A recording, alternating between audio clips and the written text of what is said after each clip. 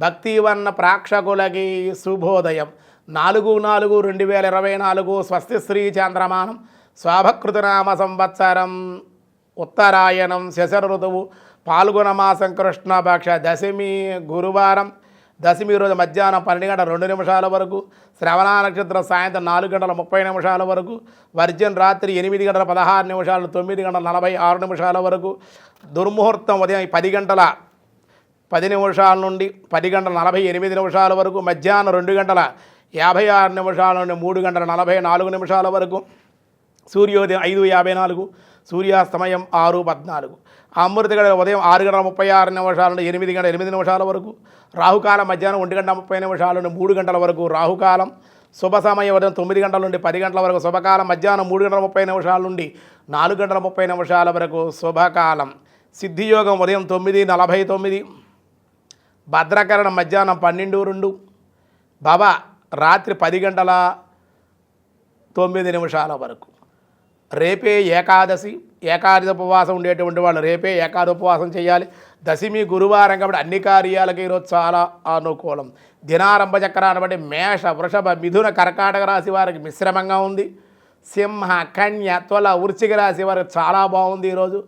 అలాగే ధనస్సు మకర కుంభ మీనరాశి వారికి కూడా అత్యంత అనుకూలంగా ఉంది.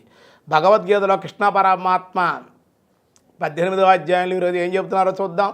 పార్థాయ ప్రతిబోధితాం భగవతాం నారాయణేన స్వయం వ్యాసేనాగ్రదిత పురాణ మునినా మధ్యే మహాభారతం అద్వైతామృతవర్షిణీం భగవతీం అష్టాదశాధ్యాయిని అంబా త్వామనుసంధదామి భగవద్గీతే భవద్వేషిణీ సుఖం త్విధనీ త్రివిధాం శృణమే భరతర్షభ అభ్యాసాంధ్రమతే యత్ర సుఖాంతాంచ నిగచ్చతి యదతాగ్రే విషమివం పరిణమే అమృతో సమం తత్సుఖం స్వాతికం ప్రోక్తం ఆత్మబుద్ధి ప్రసాదజం.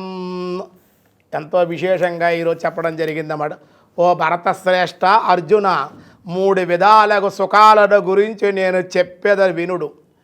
ఏ సుఖమును సాధకుడు భజన ధ్యాన సేవాదులనర్చి ఆనందించును, దుఃఖాలకు అతిక్రమించును, ఆ ప్రారంభమందు విషతుల్యముగాను దుఃఖకరముగా గోచరించినప్పటికీ పరిణామములు అమృతతుల్యమై పరమాత్మకు సంబంధించిన విషయాలు నిమగ్నమగును. అట్టి సుఖము స్వాతిక సుఖము. చాలామంది డబ్బుంటే సుఖం, సొంత ఇల్లుంటే సుఖం, BMW కారు ఉంటే సుఖం, స్త్రీలతో ఉంటే సుఖం, బంగారం ధరిస్తే సుఖం, ఇలా రకరకాల సుఖాలు, పదవి వస్తే సుఖం అనుకుంటే ఇందులో ఏ సుఖం లేదు. భగవంతుని ఎవడైతే ఆరాధిస్తాడో పూజలు చేసేటప్పుడు ఆనందం అన్నమాట. ఆ సామాన్లు సర్దుకోవడం, స్వామి పూజ మంత్రాలు ఆనందం. జపం చేస్తే సుఖం, దానం చేస్తే సుఖం, పుణ్యక్షేత్రాలకు వెళ్తే సుఖం. ఎవడికి వాడు అనుభవించాలి. హైందవ సాంప్రదాయాలు అదే ఒక రుజువులే ఉండవు, సైన్స్ లాగా ఎవడవాడు అనుభవించడమే అదే అసలైన సుఖం, అదే స్వాతిక సుఖం అంటున్నారు. సుఖాలు కూడా ఎలా ఉంటాయో చెప్పారు చూడండి. మిగతా విషయాలు రేపు చూద్దాం. ఈరోజు స్వస్తి.